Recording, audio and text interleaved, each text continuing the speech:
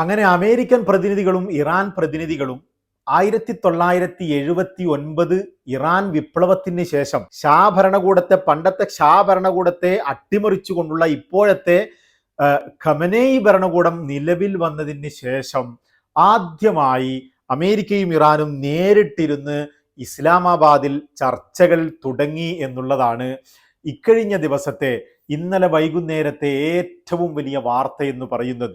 അതായത് ഇറാൻ ഇത്ര കാലവും ഒമാനിലും അതുപോലെ തന്നെ മറ്റു സ്ഥലങ്ങളിലുമൊക്കെയും നേരിട്ട് ചർച്ചകൾ നടത്തിയിരുന്നില്ല. വിറ്റ്കോഫും കുഷ്നറും ഒക്കെ ഒമാനിലും അതുപോലെ യൂറോപ്പിലും മറ്റു സ്ഥലങ്ങളിലുമൊക്കെ ഈ ചർച്ചകൾ നടത്തിയിരുന്നത് രണ്ട് മുറിയിലിരിക്കുകയും നേരിട്ടല്ലാത്ത ഇൻഡയറക്റ്റ് ടോക്കായിരുന്നു എന്നുള്ളതാണ്.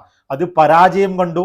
ഒരുപക്ഷെ ടേബിളിലേക്കെന്നോണം അമേരിക്ക ആക്രമണം അയച്ചുവിടുകയും ഞങ്ങളിനി ചർച്ചയ്ക്കില്ല എന്ന് പറയുകയും ഒക്കെ ചെയ്തതാണ്. പക്ഷെ ഇറാന്റെ പല ആവശ്യങ്ങളും അംഗീകരിക്കാൻ ഞങ്ങൾ തയ്യാറാണെന്ന് പറയുകയും ഏതെങ്കിലും രീതിയിൽ ഒരു സീസ്ഫയറിൽ എത്തണമെന്ന് അമേരിക്ക ആവശ്യപ്പെടുകയും ഇസ്ലാമാബാദ് മുഴുവനെ ഇറാന്റെ സുഹൃത്ത് രാജ്യങ്ങളായ മറ്റു രാജ്യങ്ങൾ മുഖേനയും ഒക്കെ ബന്ധപ്പെട്ടതിൻ്റെയും കൂടി ഫലമാണ് ഈ ചർച്ചയ്ക്ക് തന്നെ ഇറാൻ സമ്മതിക്കുന്നത്.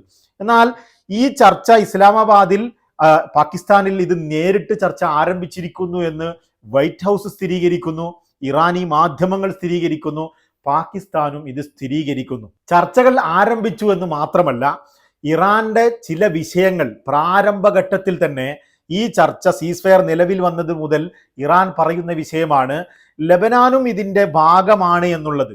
ഏത് ഈ സീസ്ഫയറിന്റെ ഭാഗമാണ് ഇസ്രയേലും അമേരിക്കയും ഇറാനും ലെബനാനും ഇതിന്റെ ഭാഗമാണ് എന്നുള്ളത്. പക്ഷേ ഇസ്രയേലും അമേരിക്കയും പറയുന്നത് ലെബനാൻ ഇതിന്റെ ഭാഗമല്ല എന്നുള്ളതാണ്. പക്ഷേ ഞങ്ങൾ ഈ ചർച്ച ആരംഭിക്കണമെങ്കിൽ ഇത്തരത്തിലുള്ളൊരു ഉറപ്പ് ഞങ്ങൾക്ക് ലഭിക്കണമെന്ന് ഇറാനിയൻ പ്രതിനിധികൾ പല പ്രാവശ്യങ്ങളായി പറഞ്ഞിട്ടുണ്ട്.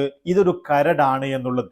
ഈ ചർച്ച ആരംഭിക്കുന്നതിന് മുമ്പ് ഇന്നലെ ലെബനാനിലെ സീസ്ഫയർ കരാറുമായി ബന്ധപ്പെട്ട് ചർച്ചകൾ നടന്നെന്നും ലെബനാനിൽ ഇനി ആക്രമണം നടത്തില്ലെന്നും അത്തരത്തിലൊരു വാക്കുകളും, അതല്ല ബൈറൂട്ടിലും ലെബനാന്റെ തന്ത്രപ്രധാനമായ കേന്ദ്രങ്ങളിലും ആക്രമണം നടത്തില്ലെന്നും തെക്ക് ഭാഗത്തേക്ക് മാത്രമായി ആക്രമണം ചുരുക്കും എന്നുള്ള അന്താരാഷ്ട്ര വാർത്തകൾ വരുന്നുണ്ട്.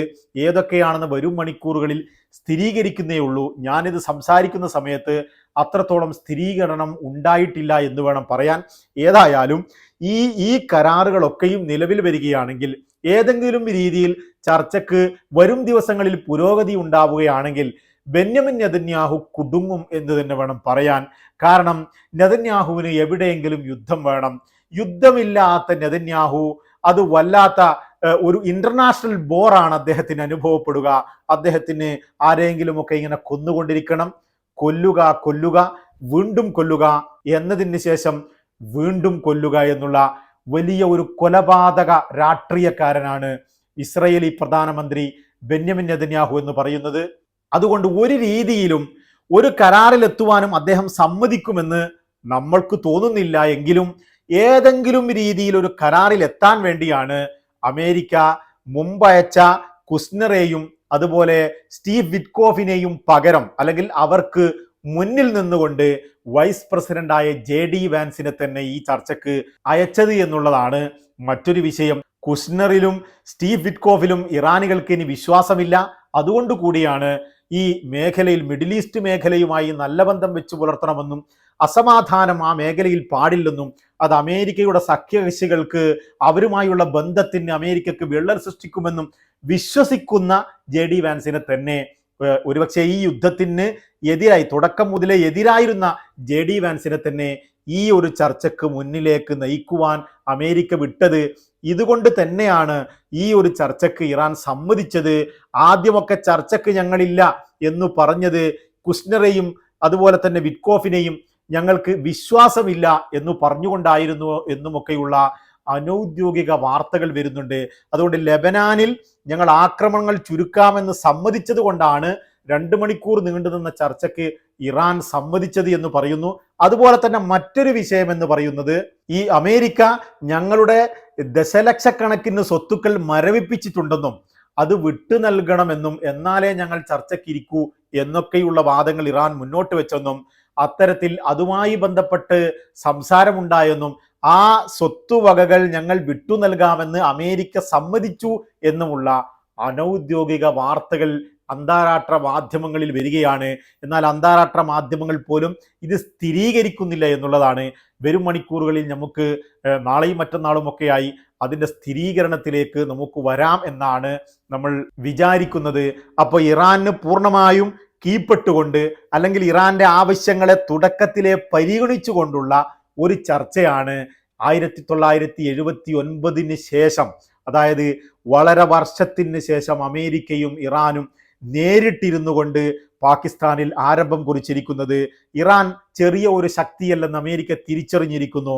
ഇറാനുമായി ഇത്തരത്തിൽ സംഘട്ടനത്തിൽ പോയാൽ അമേരിക്കയുടെ സാമ്പത്തിക നട്ടെല്ലായ മിഡിൽ ഈസ്റ്റിൽ നിന്നുള്ള വരുമാനങ്ങളും മിഡിൽ ഈസ്റ്റ് അശാന്തിയിലേക്ക് പോവുകയും അത് അമേരിക്കയെ സാമ്പത്തികമായി പിടിച്ചു കുലുക്കുന്നതിലേക്ക് എത്തിക്കുകയും ചെയ്യുമെന്ന് അമേരിക്ക തിരിച്ചറിഞ്ഞിരിക്കുന്നു. അതുകൊണ്ട് ഇറാനുമായ ഒരു സന്ധി സംഭാഷണത്തിന് ആത്മാർത്ഥമായി തന്നെ അമേരിക്ക ആഗ്രഹിക്കുന്നു എന്ന് തന്നെ വേണം ഈ കാര്യങ്ങളിലൊക്കെ നമ്മൾ മനസ്സിലാക്കാൻ.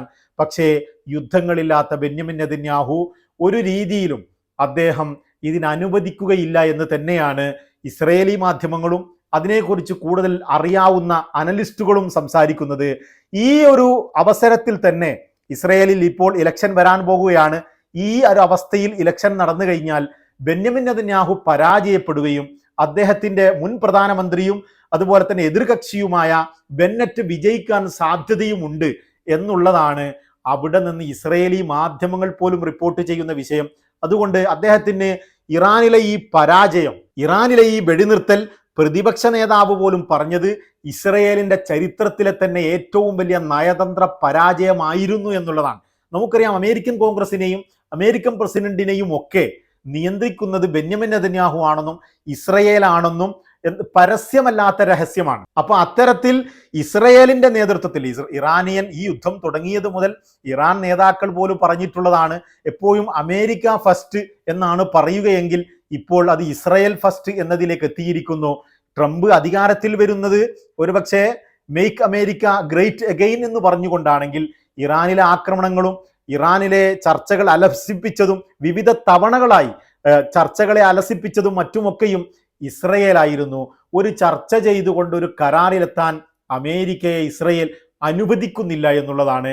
കാരണം ഇസ്രയേലിന് ഏതെങ്കിലും രീതിയിൽ ഇറാനെ അസ്തമിപ്പിച്ച് കാണണം.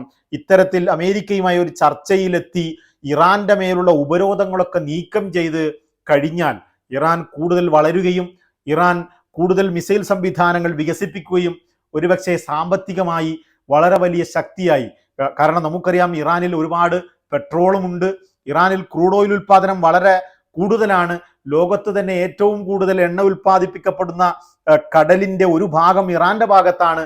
അത്തരത്തിൽ ഗ്യാസും ക്രൂഡ് ഓയിലും വിറ്റുകൊണ്ട് ഇറാൻ സാമ്പത്തികമായി തന്നെ വളരെ വലിയ മുൻപന്തിയിലെത്തുവാൻ സാധ്യതയുണ്ട്.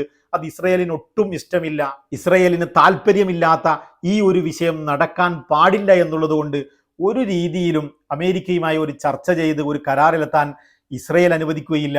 ഇപ്പോൾ നടന്ന ചർച്ചകൾ വരുന്ന വിവരങ്ങൾ അനുസരിച്ച് ഇറാന്റെ ആവശ്യങ്ങൾക്ക് മുൻഗണന നൽകിക്കൊണ്ട് അതൊക്കെയും അംഗീകരിച്ചുകൊണ്ടാണ് ചർച്ചകൾ ആരംഭിച്ചതെന്നും വരും ദിവസങ്ങളിൽ ഇറാന്റെ ഒരുപാട് ആവശ്യങ്ങൾ അമേരിക്ക സമ്മതിക്കുകയും ഒരു പോസിറ്റീവായ ചർച്ചയിലേക്ക് കടക്കുകയും ചെയ്യും എന്ന് തന്നെയാണ് അന്താരാഷ്ട്ര മാധ്യമങ്ങളും മറ്റുമൊക്കെ റിപ്പോർട്ട് ചെയ്യുന്നത്.